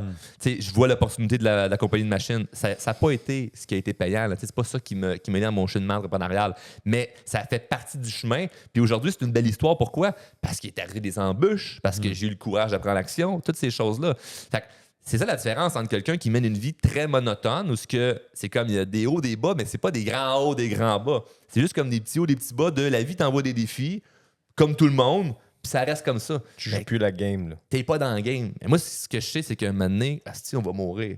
Puis d'ici là, moi, j'ai envie de vivre. Là. Fait que j'accepte les hauts, je les prends, comme j'accepte les bas. Là. Ou que si je suis dans un creux, ben ça fait partie de la game. Le temps que je suis pas mort, c'est sûr qu'il va arriver des défis. Mais asti, c'est ça qui est le fun. Puis qu'est-ce que je te raconte aujourd'hui au podcast si j'ai rien vécu? Je vais radoter de « Ouais, ben c'est ça, moi, il m'est arrêté à l'affaire, puis ça n'a pas marché. » Fait que dans le fond, ton succès. Succès? Ça veut dire quoi, ça? C'est quoi? C'est quoi? Ma pension! Hey, j'ai hâte d'avoir mon chèque! Hey! Il est pas gros, mais il fait du bien quand J'ai ça fait rentre. des heures, moi, Chris! C'est comme, c'est mon oncle Gaétan, c'est correct. Fait que c'est ça, fait que mais c'est ça qui est le fun. Et comme je disais tantôt, tu sais, là, c'était par rapport à l'argent, c'est le fun d'en avoir quand tu as vécu de ne pas en avoir. Mais la réussite quelconque d'un projet ou de quelque chose, juste ta vie. Tu sais, moi, je regarde, mettons, des sphères de ma vie, je suis assez complet dans beaucoup de sphères de ma vie. C'est jamais parfait, mais je me sens assez complet. Ben, je suis fier de ça, puis c'est le fun. Mais ce qui est le fun, c'est de raconter les anecdotes, puis les souvenirs, puis les affaires qui sont arrivées. Tu sais, j'ai un de mes chums, c'est un de mes très, très, très bons amis. Il m'avait hébergé chez lui. Il habite dans le coin de Sherbrooke. Dans le temps que je faisais de la consultation dans l'automobile, je me promenais d'un concessionnaire à l'autre. Il m'avait hébergé chez lui parce que c'était juste assez. C'était trop de route pour me retourner chez nous le soir. Mais en même temps, dormir là-bas, ça venait pas payant si je me prenais un hôtel. Fait que j'étais comme dans une espèce d'impasse que pour que ma semaine là-bas soit payante, il fallait que je trouve une place pour dormir, puis je le connaissais pas vraiment. Puis c'est ça qui nous a rapprochés aussi, mais on venait de se connaître, puis il me dit, ben, viens, couche chez nous. Il y avait un lit. Puis c'était C'était là, le sien. il dormait à terre, man. Pour te donner son lit. Pour me donner son lit, que je dorme comme il faut, puis que j'aille une bonne nuit de sommeil pour aller travailler. Puis c'est fou parce qu'on en reparle aujourd'hui. Quand lui est à ma maison, on est dans la piscine creusée dans le cour, puis on chill, puis le soir, on a un show qu'on s'en va faire. J'ai un show, puis lui, il m'assiste, il vient avec moi, puis il chauffe le char, puis il y a du trip dans mon lifestyle en même temps. Puis on se rappelle quand j'habitais chez lui, puis je parlais de mes coachings, mes formations que je voulais faire, puis tout ça. C'est un moment-là qu'on est dans la piscine puis qu'on se rappelle, hey, te souviens-tu quand tu m'avais hébergé, tu dormais en terre, moi, c'était pas longtemps, là. C'était quelques années de ça, là. Mais ce moment-là qu'on se rappelle ça, il est plus le fun que ce qu'on expérimente en ce moment. Ouais. Wow. C'est l'espèce d'ascension contraste. et le contraste. Wow. Puis est-ce que tu prends le temps... Tu sais, tantôt, on parlait des petites wins, small wins, tu sais, au courant de ta journée. Quand tu as des plus gros moments importants qui sont des... Mettons que tu donnes un objectif qui paraît très loin puis très gros puis que tu travailles dans cette direction-là puis que tu l'atteins, cet objectif-là, à quel point est-ce que tu prends le temps de le célébrer ou de le reconnaître ou, tu sais, dans la vie qu'on vit aujourd'hui, tout va tellement vite qu'on dirait que des fois, quand tu arrives là, ben, tu es comme, finalement, c'est pas si gros que ça puis tu passes, tu as déjà d'autres choses devant toi. Mais est-ce que tu prends le temps, toi, de célébrer ces petits moments-là? Absolument. Ce que je fais vraiment, c'est que je stationne mon auto sur le côté de la route pour enlever mes clés. Il faut que ce soit sécuritaire. J'apprends des erreurs des autres. C'est ça. Ouais, ça, c'est une semaine que ça dérape, là, tu sais. Non. Ouais, c'est ça. Oui, je prends quand même un temps de célébrer. J'essaie de penser, mettons, à un dernier moment où ce que j'ai peut-être célébré. Ça arrive tellement pas souvent des grandes victoires, tu sais. C'est souvent des petites victoires cumulées. Ouais. Puis aujourd'hui, c'est que mon style de vie a tout le temps des moments nice. Tu sais, comme dernièrement, on avait une gang de chums, on a loué le château Montebello.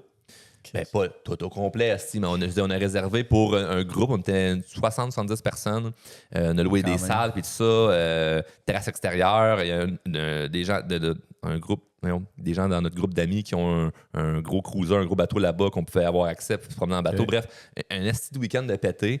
Puis c'était juste pour célébrer une décision entrepreneuriale qu'un de nos amis a pris. Puis on l'a fait descendre en hélicoptère. Fait que c'est quand même ton assez chum, badass. ouais, c'est quand Ok, même mais là, solide faut que je en demande, esti, ça là. coûte combien un trip de même? Là? C'est pas moi qui ai organisé, mais je pense que c'est autour d'un 20-30. Ouais, probablement. Puis, Facile. puis pourquoi je raconte ça, vous allez comprendre, ça va faire du sens, c'est que on accueille beaucoup de monde là-bas, mais tu sais, comme demander à tout le monde de faire comme, hey, puis tu payais 300-400$ juste pour ça, puis en plus, il faut que tu payes une chambre, puis tout, c'est pas tout le monde qui peut. Fait qu'on s'est mis une dizaine de gars qu'on a pitché un peu plus pour juste tout pouvoir organiser Inviter ça, tout le monde. puis inviter tout le monde. Wow. Mais pendant qu'on est là-bas, là, c'est une victoire en même temps, mais c'est une célébration. Puis c'est une célébration qui est tellement nice que si le lendemain, je sais pas, moi, j'ai un mois record dans ma business, je ressens pas nécessairement le besoin de dire, hey, qu'est-ce qu'on fait là? Là, on célèbre. Qu'est-ce qu'on célèbre? Qu'est-ce que je vais célébrer là? Tu sais, je vais aller ouais. au resto avec des amis, comme, ok, nice, mais. Est-ce que Château Vaudreuil? Alice. On a la place, aussi. Fait que, et c'est ça, puis j'ai un entourage de gens qui réussissent, inévitablement. Fait que, évidemment, on se fait quand même des parties le fun. Puis, fait que je suis moins dans un mode de célébration. Ça va peut-être changer, là. Mais en ce moment, c'est comme vu que je suis vraiment content tout le temps de ce que j'ai bâti, puis je suis fier de ce que je fais parce que j'avance tout le temps dans ce chemin-là de ben je suis moi-même, puis je continue, puis je mets des efforts, des fois ça marche, des fois ça marche pas. Ben j'ai pas de OK, là je célèbre pas. C'est tout le temps le fun. Tu sais, comme fin de semaine prochaine, je m'en vais en Floride juste pour aller voir un chum là le week-end. Fait que c'est comme part juste pour le fun. Mais tu sais, c'est comme avant, là, jamais j'aurais pu m'imaginer de dire comme hey, on va faire venir notre chum en hélicoptère. M'en va en Floride un week-end. Ça existe. C'était comme anormal dans ma tête, ce genre de choses-là. Fait que juste de faire ça en ce moment, c'est une célébration en soi qui n'a pas une raison précise de je m'en vais là parce que j'ai mérité de. Fait que j'essaie de pas trop être dans le faut absolument que je fasse quelque chose pour mériter. Parce que j'ai remarqué qu'il y a beaucoup de gens qui sont dans cette cadence-là où s'ils profitent, ils se sentent coupables, parfois parce qu'ils sentent pas qu'ils l'ont mérité. Fait que moi, j'ai essayé de casser ça en m'amusant souvent parce que j'ai qu'une vie à vivre, puis je veux avoir du plaisir. Fait que je m'amuse et j'ai pas besoin de le mériter à 100%. Je le mérite par le fait même que si j'ai l'argent pour le payer, c'est parce que j'ai fait quelque chose là, une couple d'années pour pouvoir le faire. T'sais. Ça découle de quelque part. Là. Ça découle de quelque part. Fait que c'est un peu comme ça que je le manage en ce moment. Mais une grande victoire, dire OK, on va le célébrer, sûrement que je l'ai faite, mais je célèbre pas pendant une semaine. Là. Je retourne le lendemain. Back to business. Exact. Ça m'arrive, mettons, une soirée, c'est comme on triple, on se couche super tard, puis le lendemain, ben, à 3 h dans l'après-midi, puis je me suis levé un peu plus tard, mais je m'en vais au gym pareil. Puis là, je me couche plus tôt ce soir-là. Puis le lendemain, à 7 h le matin, je suis dans le bureau, clic, les courriels, puis on repart à la machine. Puis je veux pas m'accrocher à trop, faire comme j'ai juste du fun. Tu sais, le fameux work hard, play hard, je le trouve quand même fun. Je trouve ça nice de 3-4 jours, tu travailles, t'avances, tu programmes tes affaires. En même temps, tu vas au gym, t'évolues physiquement, t'évolues financièrement, t'évolues en tant qu'humain. Tu passes du temps avec les enfants, t'as du fun. Après ça, à la fin de semaine arrive, OK, là, j'ai un party avec des amis, je sors, me couche tard. C'est comme, il y a du mouvement, il y a quelque chose, ça brasse, c'est le fun, c'est stimulant. C'est comme moi, c'est ça que j'ai envie de vivre, là, tu sais. Mais pour faire ça, ben, il y a eu quand même beaucoup d'années de juste travailler aussi. Tu sais, ça, je l'ai expérimenté c'est comme de 6 h le matin à minuit le soir dans le bureau à juste travailler. Mais aujourd'hui, ben, les moments que je profite puis je travaille pas, ben, je suis quand même payé pour toutes ces années-là je l'ai fait. Mais c'est pas juste de travailler fort. C'est tu bâtis un système, tu as une stratégie, tu as quelque chose qui fait en sorte que ça va pouvoir te payer longtemps. Parce que c'est juste travailler fort. Tout le monde travaille fort. Là. Mais c'est pas 50 heures semaine à un travail qui va faire que tu vas pouvoir vivre ce genre de vie-là. Puis il faut que tu veuilles vivre ce lifestyle-là. Mais moi, ça m'allumait. Là. Quand j'avais 16 ans, j'ai découvert la croissance personnelle, puis je voyais des documentaires à la télé de gens qui faisaient des trips sur des îles privées, des jets, puis les bateaux, puis toute la patente. Je me disais, si ça existe, puis c'est possible. Moi, je veux vivre ça. Ben oui. Puis là, c'est tout le monde autour de moi qui est comme, mais c'est pas ça la vie. C'est comme, lui, il vit. Là. C'est ça. C'est vrai, ça, là. Qu'est-ce lui, il le fait pour vrai, là. Ouais. Exact. Puis, en fait, j'ai l'impression, tu dis que toi, tu as cassé cette espèce de reward contre du temps. Tu sais, je travaille fort, j'ai accompli quelque chose, puis là, je peux me permettre quelque chose. Fait que là, les gens, des fois, ils tombent dans un guilt trip là, de dire je peux pas parce que je n'ai pas assez fait. Tu sais, moi, c'est un petit peu mon profil, c'était surtout de dire, ouais, ben là, je prends du temps, mais je me sens comme un peu mal parce que j'ai l'impression que je pourrais être plus productif ailleurs. Fait que pendant longtemps, j'ai eu de la difficulté à me gâter ou à faire quelque chose pour moi-même. Mais j'ai l'impression qu'il y a aussi il y a l'autre côté de la médaille où est-ce que les gens se disent, ah ouais, ben là, j'ai fait ça, et là, je me gâte, tu sais. Puis là, c'est comme trop facile. Puis ils dépensent trop vite, puis en bout de ligne, ben, ils ralentissent leur croissance parce qu'ils pensent qu'ils en méritent plus que qu'est-ce qu'ils en méritent réellement. Fait que je trouve que c'est une belle façon de comme pogner ça, de le mixer, de le casser, puis de faire ton propre, ton espèce de propre échéancier de récompense. Tu travailles fort, tu es là, tu le sais que la business se passe bien, tu le sais que tu n'es jamais rendu, mais tu es rendu quelque part pareil. Mais tu te rendras jamais parce que tout le temps, quelque chose de nouveau qui va arriver, que tu vas vouloir explorer. Puis, tu sais, en affaires, ta to-do list est interminable. Tu termineras jamais ta liste de tout ce que tu veux faire parce qu'il y a des trucs que tu attends après les autres, des affaires que tu contrôles pas, tu vas te faire ralentir par quelque chose que tu n'as jamais vu venir, un angle mort. Fait que si tu attends de tout faire pour profiter, tu vas jamais profiter parce que même à 80 ans, sûrement qu'il y a quelque chose dans ta vie que tu vas faire « Ah, ça, c'est pas encore réglé. Mais fait que tu vas mourir puis c'est pas réglé puis c'est un problème. C'est comme, si tu restes un an à vivre en ce moment, là, on s'entend-tu qu'il y a bien des affaires qui seront pas réglées. Là. Ouais. Mais qu'est-ce que tu fais d'ici là? Tu t'arranges pour vivre. Fait que j'ai trouvé ça plus simple de me dire, moi, je veux m'amuser, je veux profiter, je veux pas non plus m'accrocher à ah ben si j'ai un succès, il faut que je trippe pendant longtemps, puis si je ressens pas que je le mérite, ben je me prive. Ouais. J'aime pas du tout ça. Je trouve que tu brises un peu cette espèce d'énergie-là, d'abondance, qu'il y a des choses qui se passent. Fait que tu sais, je l'ai vécu aussi pendant un bout de pas vouloir profiter, mais mettons pas vouloir dépenser. Ouais. Il manquait d'argent, il faut pas. Parce que tu n'es plus dans le moment, là, rendu là. Ben, c'est ça. Puis là, la journée que j'ai commencé à OK, là, je vais plus profiter, puis voir, puis laisser ça comme rouler. Ben là, c'est comme ça devient fluide, puis il y a plein d'affaires qui se passent, puis t'as des opportunités aussi parce que ben là, si tu vas à telle place, puis là, tu as du fun, ben tu peux rencontrer d'autres personnes, puis fait que tu sais, c'est vivre au final. On se rend tellement à vie compliquée. Une fois que tu vis ça aussi, tu veux pas retourner en arrière. Fait que non. ça te drive à garder ton style de vie puis à faire ce que tu dois faire pour être sûr de rester où est-ce que tu es présentement.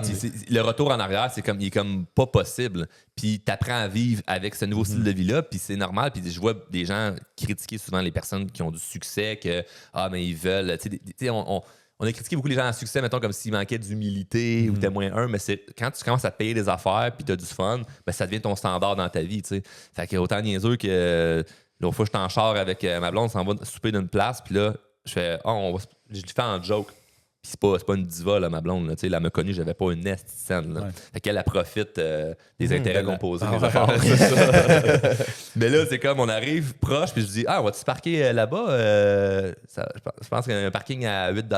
Et là, on va vraiment marcher jusqu'au resto. Je fais comme ouais? La mienne, il y a un valet, est-ce qu'on s'en va, Charles? On va prendre le valet, là, tu sais. Je suis comme, pourquoi tu veux plus marcher? On marchait avant. T'es comme.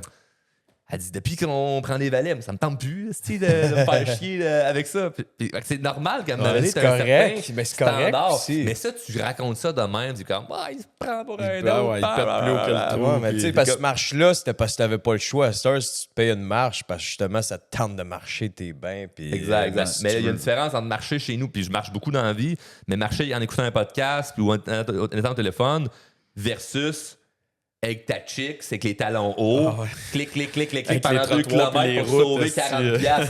What a fucking loser! T'es comme, cette affaire-là. Mais je l'aime trop, ma blonde, pour faire marcher pendant 2 km. T'es dans le vieux Montréal, c'est des briques, man. T'es dans même à se casser une fille ou se casser les genoux. Fait que le standard, il augmente. Fait que tu changes de maison, tu changes de char, toutes ces choses-là. Puis ça te met dans une espèce d'engouement. Moi, j'ai un de mes amis qui est tout le temps en train d'élever son style de vie. Puis même moi, ça me challenge des fois ce que je fais. Asti, il roule, tabarnouche, puis il change. Puis là, il y a un condo encore plus hot. Puis là, celui d'avant, c'était déjà malade. Mais là, il change pour une affaire encore plus pétée. Les voyages qu'il fait, puis là, des trips de fou. Puis là, tu fais...